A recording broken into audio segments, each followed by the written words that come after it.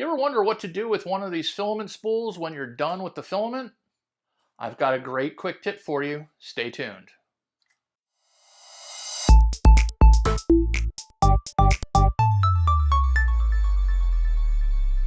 You ever wonder what to do with one of these filament holders when they run out of filament? Let's get rid of the little bit that's left on here, and I'll show you.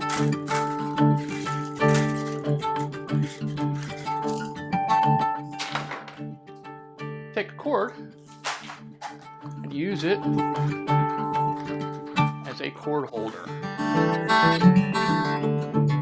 so you don't tangle your cord up. There we go.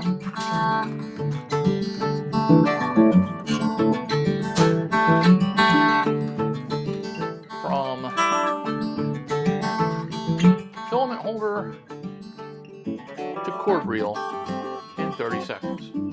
And if you happen to have bigger cords, get a bigger filament spool and use that.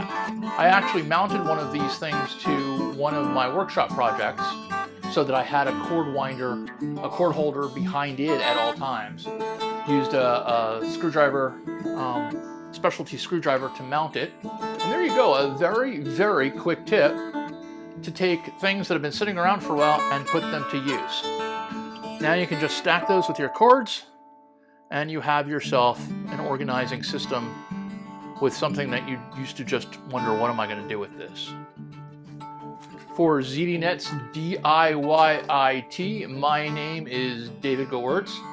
Go out there and organize something cool.